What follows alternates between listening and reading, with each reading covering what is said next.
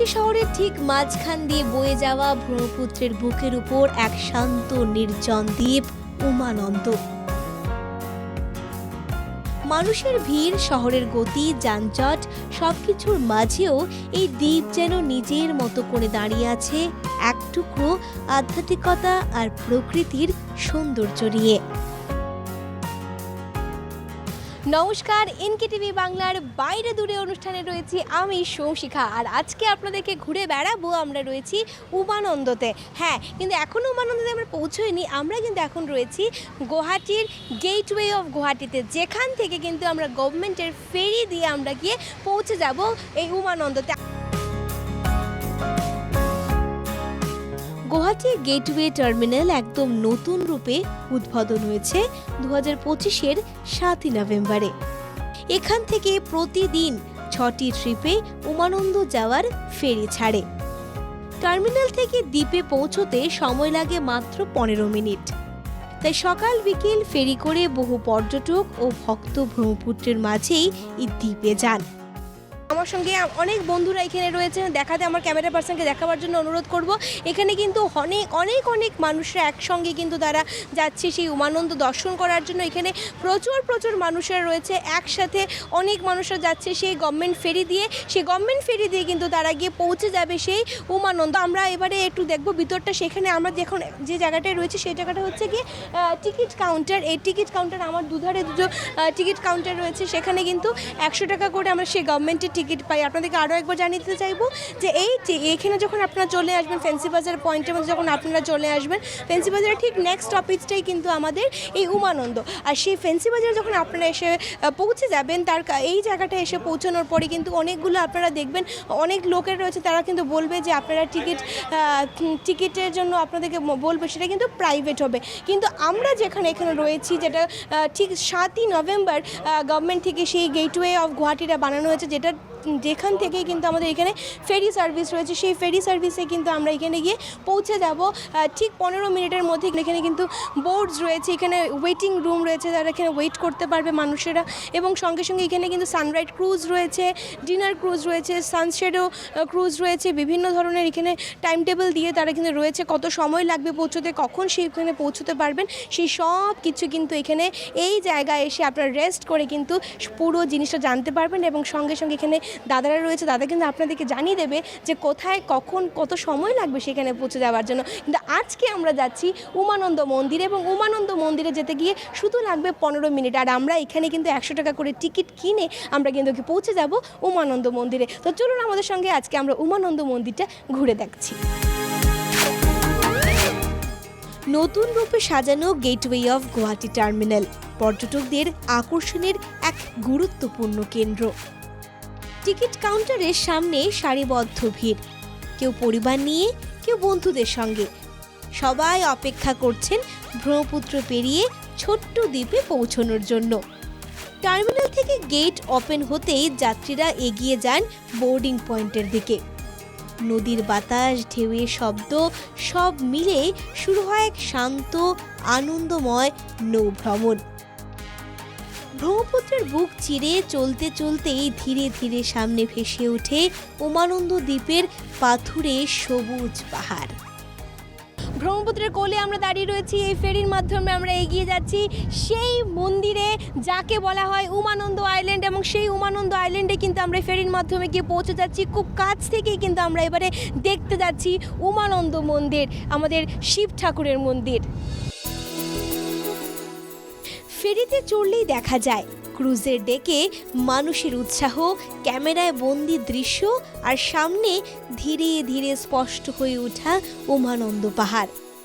অনেকে প্রথমবার, কেউ আবার বহুদিনের অপেক্ষার পর এই যাত্রায় এসেছেন। তাদের চোখে মুখে উত্তেজনা। যেমনটা আমরা আগে দেখেছিলাম, যেখানে কিন্তু প্রচুর ভক্তরা রয়েছে, তারা কিন্তু উমানন্দের উদ্দেশ্যে যাচ্ছে। কেউ এমনই এদিকটা এই ক্রুজের মাধ্যমে কিন্তু তারা ঘুরে বেড়াবে। তো আমরা এবারে কথা বলবো অনেকের সঙ্গে। আমরা জানিয়ে দিতে চাইবো আপনাদের সবাইকে যে সকাল 9টা থেকে কিন্তু এই ফেরিটা শুরু হয়, এবং তারই সঙ্গে বিকেল 4:30 পর্যন্ত কিন্তু সেই ফেরিটা চলতে থাকে। এবং তারই সঙ্গে জানিয়ে দেবো যে এই ফেরিতে 200 মতন মানুষের সিট ক্যাপাসিটি আছে। এবং তারই সঙ্গে তাও বলে দেবো যে এই ফেরিটা কিন্তু কিন্তু 6টা ফেরি প্রত্যেক দিন কিন্তু এই উমানন্দ মন্দিরে যাচ্ছে। আমার সঙ্গে অনেক দর্শকবৃন্দরা রয়েছে, তাদের সাথে কথা বলবো। তো দাদা, আপনি কি উমানন্দ উদ্দেশ্যে যাচ্ছেন? নমস্কার, উমানন্দ ঘুরতে এসেছি। আচ্ছা, তো কেমন একটা এক্সপিরিয়েন্স এখানে আসার পর? এক তো দেখো, এখানে বাবা শঙ্কর ভোলেনাথ বসে, আর ওইখানে এসে মাতা কামাখ্যা। তো উমানন্দ নামটা এরকম, ওই মা এখানে মিলতে আসতো বাবাকে, বাবা শঙ্করকে মিলতে আসতো, বাবাও ওখানে যেত। তো উমানন্দ দর্শন করার পরে, কামাখ্যা দর্শন করার পরে উমানন্দ দর্শন করা হয়। দর্শন করলে তোমার যেটা ফল ওইটা পাওয়া যায়, আমরা শুনছি পণ্ডিত বলে, পুরোহিত বলে। তো বিশাল সুন্দর জায়গা, এটা এত সুন্দর জায়গা, মানে এই যে আমরা সব সময় কাজ টাজ নিয়ে ব্যস্ত থাকি, তার মধ্যে যে একটু বাইরেছি, আমরা একটু বেরিয়েছি, একটু ঘুরলাম, এই জায়গাটায় আসলে মানে এত আত্মার শান্তি পাবে আপনার, মানে আপনিও অনুভব করতে পারছেন। এত সুন্দর জায়গা, মানে আমার মনে হয় যে এই এর থেকে সুন্দর জায়গা আর কিছু নাই। তো খুব সুন্দর লাগে, খুব ভালো লাগে। আমরা আসছি, অনেক লোক দেখো, বাইরে অন্য জায়গা থেকে কত লোক আসছে। খুবই সুন্দর জায়গা, দেখার মতো। আর এখানকার গভর্নমেন্টও এখানে অনেক সুবিধা করে দিয়েছে, নাওয়ের ঘাট খুব সুন্দর বানিয়ে দিয়েছে, এত সুন্দর ব্যবস্থা আগে ছিল না। আমরা যখন আগে আসতাম তখন ওই নদীর পাড়ে জাহাজ, বাঁশের বেড়াটা ছিল। এবার গভর্নমেন্টে আপনাকে এত সুন্দর ব্যবস্থাটা করে দিয়ে, পুরা সিকিউরিটি সহকারে, তার মানে খুব সুন্দর, খুব ভালো লাগছে। আমরা এই যে আসা যাও 100 টাকা টিকিট, একদম খুব সুন্দর। 100 ইয়ার থেকে কমে কী দিব বলো, এত সুন্দর জায়গা, আসা যাওয়া 100 টাকা। তো ইয়ার থেকে তো আর সুবিধা গভর্নমেন্টে দিতে পারে না। খুব খুব সুন্দর লাগলো, ভালো লাগছে। আমার নাম সূর্যকান্ত মণ্ডল। আমরা বরপেটা থেকে আসছি ঘুরতে। আমার শাশুড়ি মা আসছে, শালি আসছে, ওরা বেঙ্গলে থাকে, তো ওদেরকে নিয়ে আসছি ঘুরতে। খুব ভালো লাগলো। শালি তো দেখে সেই বিশাল, সেই খুশি বলে, এত সুন্দর জায়গা আমরা আসি না এখানে। কিছুক্ষণের মধ্যেই নৌকা ভিড়ে যায় উমানন্দ ঘাটে। সেখান থেকে শুরু হয় সিঁড়ি বেয়ে উপরে ওঠা, যা যেন এক ছোট্ট তীর্থযাত্রা। শ্বাসে পাহাড়ের হাওয়া, আর কানে ভেসে আসে ঘন্টার শব্দ। আমরা এখন দাঁড়িয়ে রয়েছি ব্রহ্মপুত্রের কোলে এই ঐতিহ্যবাহী উমানন্দ মন্দিরে। এখানে কিন্তু আমরা শুনতে পাচ্ছি ঘণ্টার আওয়াজ, এখানে ধূপের গন্ধে কিন্তু আমরা এই উমানন্দ মন্দিরে হাজির হয়েছি, এবং আমরা এখন দেখব এই উমানন্দ মন্দিরের কি বিশেষত্ব রয়েছে। এবং এই মন্দিরটি কিন্তু আমরা জানি যে 3 বার বানানো হয়েছিল। প্রথমেই কিন্তু এই মন্দির একজন সদাগর বানায়, তারপর এই মন্দির কিন্তু বানিয়েছিলেন নরকাসুর, এবং তারপর গদাধর সিংহ কিন্তু বানিয়েছিলেন এই মন্দিরটা, আমরা জানতে পেরেছি। এবং তার ব্যাপারে আমরা আরও বেশি জানবো। এখানে অনেক পূজারীরা রয়েছে, এবং এখানে জানা যায়, বিশ্বাস করা হয় যে এখানেই মহাদেব তপস্যা করেছিলেন দেবী পার্বতীর শান্তি ফিরিয়ে আনতে। আজও প্রতিদিন হাজারো হাজারো ভক্ত এসে প্রণাম করেন, মানত রাখেন, আর অনুভব করেন এই জায়গার অসাধারণ শান্তি। প্রকৃতি, ইতিহাস আর ভক্তির এক অপূর্ব মিলন এই উমানন্দ মন্দির। চলুন আমার ভিতরে গিয়ে দেখি যে কেমন এখানে ভক্তের সমাগম রয়েছে, কেমন সেই মন্দিরটা, সেই গদাধর সিংহের বানানো সেই মন্দির এখনও কিন্তু তার সৃষ্টিটা কিন্তু এখনও রয়েছে, আমরা এখানে দেখতে পাচ্ছি। এখানে বিভিন্ন ধরনের বিভিন্ন মন্দির রয়েছে গণেশ মন্দির রয়েছে, বৈদ্যনাথ মন্দির, বিষ্ণুর মন্দির রয়েছে, তার পিছনে মহাকাল মন্দির রয়েছে। সেই সব মন্দির, এবং তারই সঙ্গে কিন্তু বাইরে রয়েছে হরগৌরীর মন্দির, রয়েছে হনুমান মন্দির। সেই সব মন্দিরটি আমরা ঘুরে বেড়াবো। চলুন এবারে দেখছি আমরা যা মন্দিরে ক্যামেরা পার্সন আমাদেরকে দেখাচ্ছে, সেই মন্দিরটি হচ্ছে বিষ্ণুর মন্দির। তো চলুন প্রথমে সেই মন্দিরের দিকে যাওয়া যাক। উমানন্দ মন্দির আহোম রাজা গদাধর সিংহ 1994 সালে নির্মাণ করেছিলেন। শিবকে উৎসর্গ করা এই মন্দিরের আরেক নাম ভৈরব পাহাড়ের ভস্মেশ্বর দেব। জনশ্রুতি আছে শিব এখানে সৃষ্টিকর্তা রুদ্ররূপে বসবাস করতেন, তাই নাম হয়েছে উমানন্দ, মানে উমার আনন্দের স্থান। মন্দিরের প্রাক্তন সভাপতি আমাদের জানালেন কিভাবে এই দ্বীপের ইতিহাস যুগে যুগে পাল্টেছে, কিভাবে ভূমিকম্পে মন্দির ক্ষতিগ্রস্ত হলেও পুনর্নির্মাণ হয়েছে, আর কেন আজও ভক্তরা বিশ্বাস করেন যে এখানে পুজো দিলে মনোবাসনা পূরণ হয়। আমরা এবারে কথা বলবো উমানন্দ মন্দিরের প্রাক্তন সভাপতি এবং এখন সিনিয়র পূজারী রয়েছেন আমার সঙ্গে, বিপিন শর্মা মহাশয়, তার সাথে আমরা কথা বলবো। তো পূজারীজি, আপনাকে জানতে চাইবো যে এখানে পুজো কেমন করে হয়ে থাকে প্রত্যেক দিন? আমাদের এখানে পূজা মেইনলি দর্শন হয়। কেউ যদি পূজা করতে যায়, বিশেষ ধরনের পূজা যদি হয়, তখন ওই সামানটা সব বাইরের থেকে আনতে হয়। আরও আগে কয়েকদিন আগে এখানে পূজার থেকে বাতচিত করতে লাগে। ওই হিসাবে তোমাকে ওইটা পূজাইটা জানাই দেয় যে তোমার পূজা সহ আসবাবপত্র কী লাগে তোমাকে ওইটা বলে দিবে। এখানে উমানন্দ মন্দিরের বিশেষত্বটা কি? উমানন্দর বিশেষত্ব হইল, আমি উমানন্দর ইতিহাসটা পড়তে বলি দেই।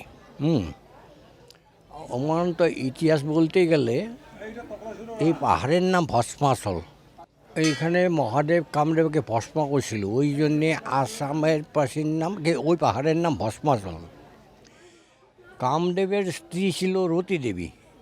রতি দেবীর কাকতি মিনতি প্রসন্ন ওই মহাদেব কামদেবকে পুনর্জীবন দান দিছিল, ওই জন্যে আসামের পাশের নাম কামরূপ। আর একটা জনশ্রুতি দাপর যুগের কথা, ওইটা আমি যে বলবো না, ওইটা হলো জনশ্রুতি, কোনো এখানে লিপিবদ্ধ নাই। জনশ্রুতি মতে জানা যায় যে ওই পাহাড়টা এক সময় গুয়াহাটির সঙ্গে সংযোগ ছিল। গুয়াহাটির নাম ছিল প্রাগজ্যোতিষপুর। ওই সময় প্রাগজ্যোতিষপুরে একজন লোক ছিল, ওর লোক ছিল ওই সদাগর। ওর অনেকটা গাই ছিল, ওর মধ্যে একটা কামধেনু গাই ছিল। কামধেনু গাই সকালে বাইরে সন্ধ্যা ঘুরে যায়, দিনভর কোথায় থাকে কী করে কেউ জানে না। ওইটা চিন্তা করে গাড়িটার পিছনে লোক লাগাইলো। লোক সবাই আসে দেখে যে জায়গায় বেলগাছের মূর্তি পকর যে ওই জায়গায় একটা বেলগাছ ছিল, বেলগাছের গোড়ায় দুধ দেয় গাইটাই। ওইটা দেখে ওনারা গিয়া সদরকে বললো, সদর ঘোড়া নিয়ে আসে জঙ্গলের মধ্যে বেলগাছের নিচে গাই দিয়ে দুধ দিয়ে সবাই দেখা পেলো গাইটাকে। তখন সদর চিন্তা করলো নিশ্চয়ই বেলগাছের নিচে কোনো অমূল্য সম্পদ আছে। ওই জায়গাটা বেলগাছের গোড়াটা সব খাঁড়ি দিল। যখন খাঁড়ি দিল, নিচের থেকে জুনি পিনিয়ে শিবলিঙ্গ বাইরে গেল।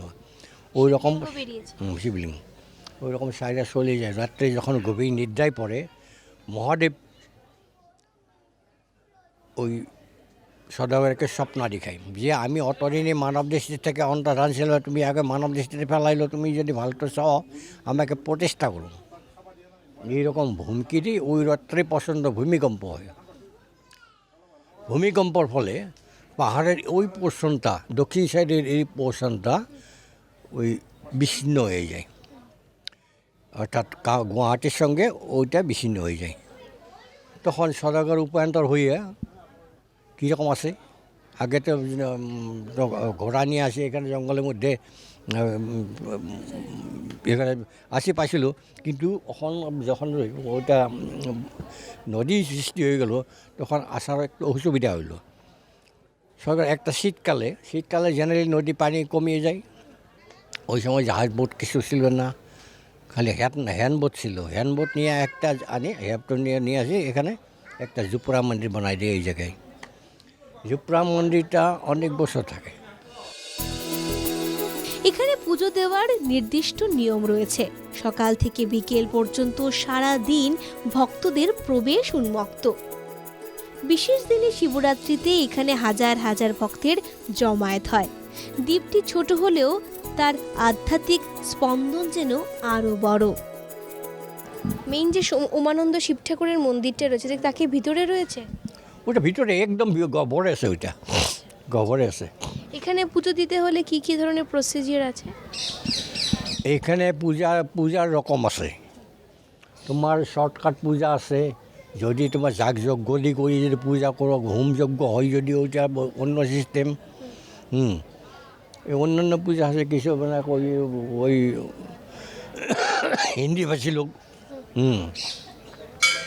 ভাষী লোক অন্যান্য বহুত পূজা করে এখানে।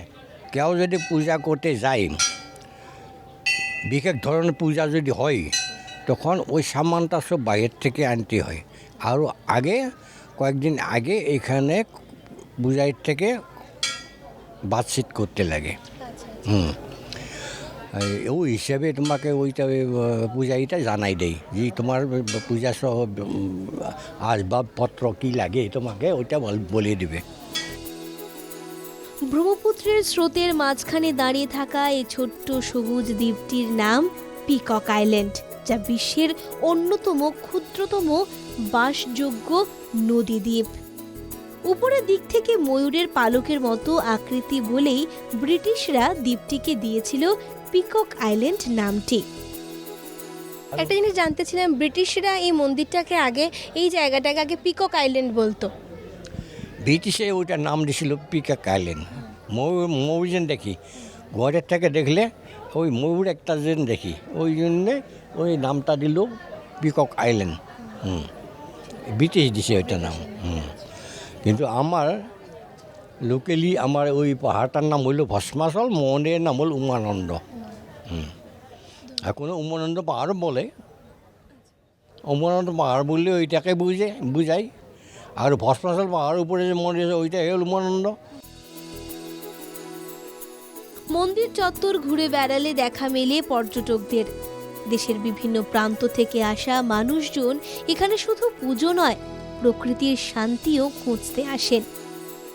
অনেকে বলেন ব্রহ্মপুত্রের মাঝখানে দাঁড়িয়ে শিবের ধ্যানযোগী উপস্থিতি অনুভব করা এক অনন্য অভিজ্ঞতা। আপনার নামটা জানতে চাইবো এবং কোথা থেকে এসেছেন? আমার নাম রবীন মণ্ডল, আমি গুজরাটের বড়োদা থেকে এসেছি। তো এই উমানন্দ মন্দিরে কেমন লাগলো আজকে এসে?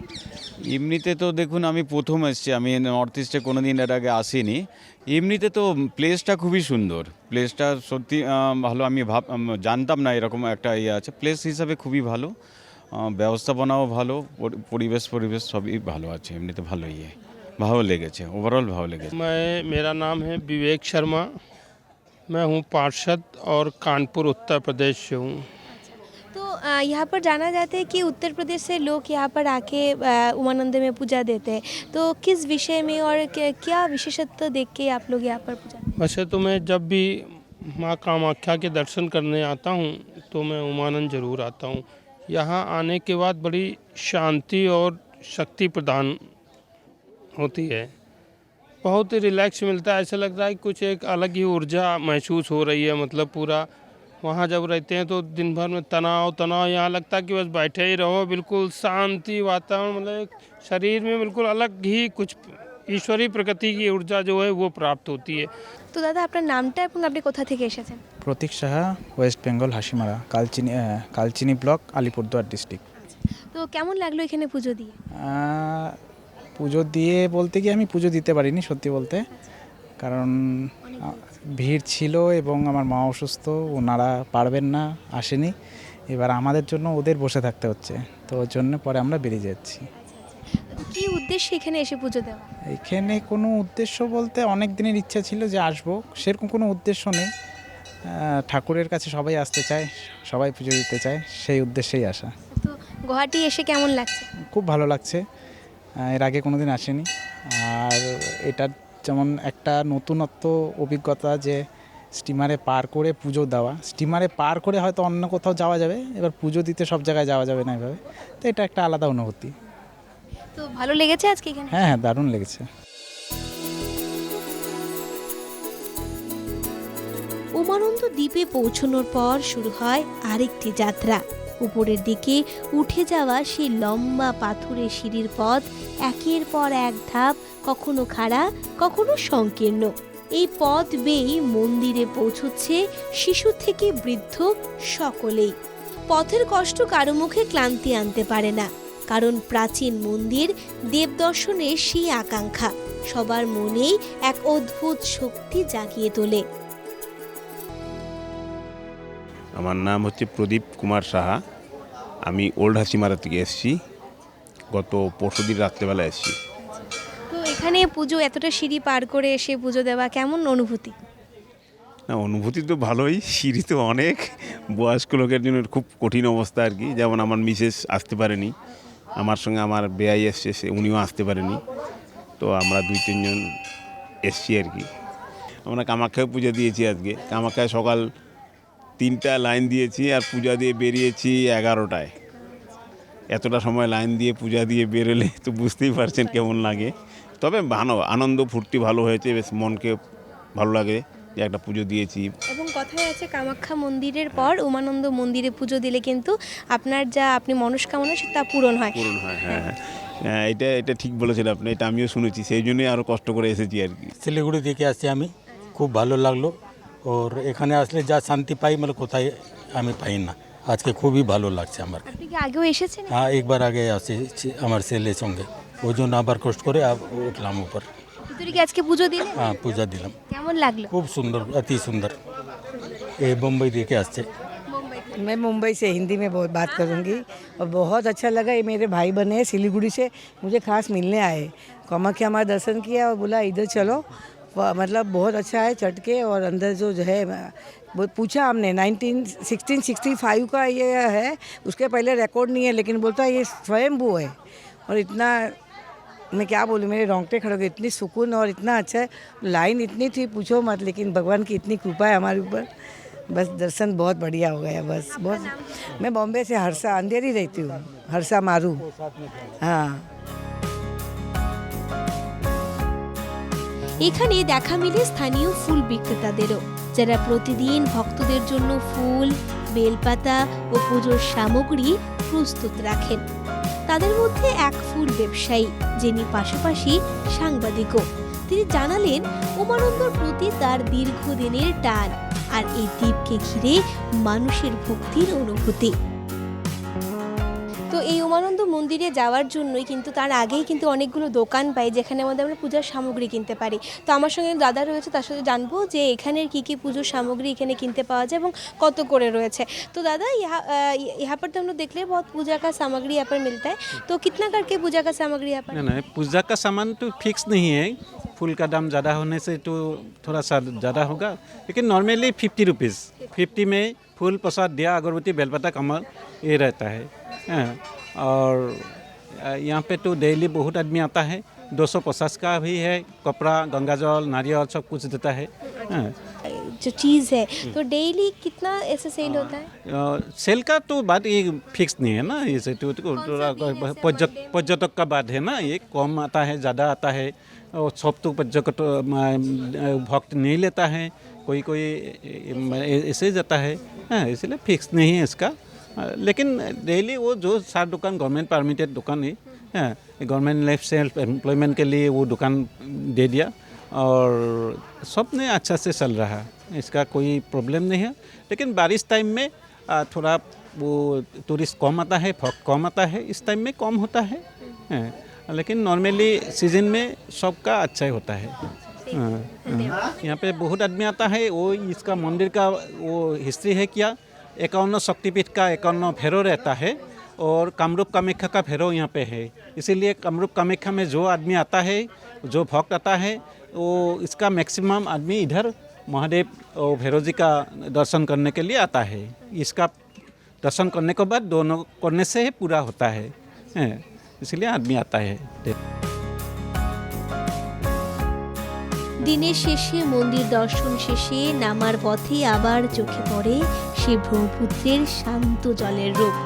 মানুষ আবার ফিরে যায় শহরের ভিড়ে, কিন্তু উমানন্দর শান্ত স্পর্শ যেন সবার মনেই থেকে যায় অনেকক্ষণ।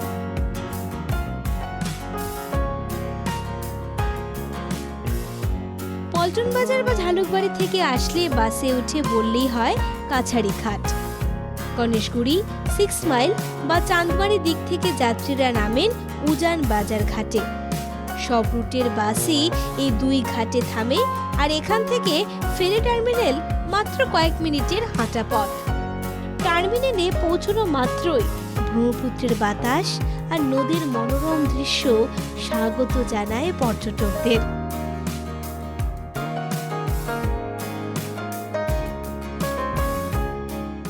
হর হর মহাদেব। আমরা কিন্তু দর্শক বন্ধুরা এই বাইরে দূরে অনুষ্ঠানে আপনাদেরকে নিয়ে এসেছিলাম উমানন্দতে।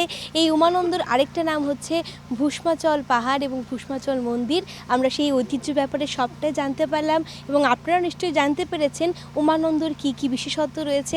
প্রথমে কিন্তু আপনারা দেখেছেন আমরা কিন্তু এই ফেরির মাধ্যমে এখানে এসেছিলাম। 15 মিনিট লাগে সেই ফেরির মাধ্যমে এখানে চলে আসতে।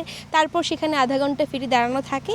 আমরা কিন্তু এখানে পুজো দিই, এখানে আধ্যাত্মিক কথা কথা শুনি এবং এখানে পুজো দেওয়ার ঠিক পরে চারিপাশে দোকান থেকে পুজোর সামগ্রী নিয়ে পুজো দেওয়ার পর কিন্তু আমরা ঠিক এই আবার সেই ফেরির মাধ্যমে আমরা আমাদের গন্তব্যে পৌঁছে যাই। ঠিক আবারও 15 মিনিট লাগে সেই গন্তব্যে পৌঁছে যেতে এবং সত্যি একটা মনোরম দৃশ্য আমরা এখানে দেখতে পেরেছি। এখানে একটা আবেগিক এখানে এই জায়গাটা যেন একটা আবেগ সৃষ্টি করে আমাদের মধ্যে। সত্যি খুব ভালো লাগলো আজকে এখানে এসে। নিশ্চয়ই আপনাদেরও ভালো লেগেছে এখানে এসে। তাহলে এই গুয়াহাটির এই ব্রহ্মপুত্রের কোলের মধ্যে কিন্তু একটা সুন্দর একটা আইল্যান্ড, যাকে আমরা ইংলিশে যারা শুনতে পাচ্ছেন তারা হচ্ছে একটা আইল্যান্ড বা বাংলায় আমরা বলে থাকি দ্বীপ। এই পিকক আইল্যান্ড বলতে পারেন, হুসমাচল পাহাড় বলতে পারেন আপনারা উমানন্দ মন্দির, এই শিব ঠাকুরের মন্দিরে কিন্তু আমরা এখানে সবসময় চলে আসি এবং সত্যি একটা একটা একটা অন্যরকম অনুভূতি আপনারা এখানে পাবেন এখানে যদি চলে আসেন। তাহলে বাড়িতে বসে কি করছেন, চলে আসুন। আজকে অনুষ্ঠানের মাধ্যমে আপনাদেরকে ঘুরে দেখালাম উমানন্দ, নিশ্চয়ই ভালো লেগেছে। আপনারা আসুন এবং উপভোগ করুন এখানের সৌন্দর্য। আজকের মতন বিদায় নিচ্ছি, দেখা হবে আরও একটি অনুষ্ঠানে। ক্যামেরা পার্সন সঞ্জয়ের সঙ্গে আমি সোমশিখা, ইনকে টিভি বাংলার বাইরে দূরে অনুষ্ঠানে আজকের মতন বিদায় নিচ্ছি। ধন্যবাদ।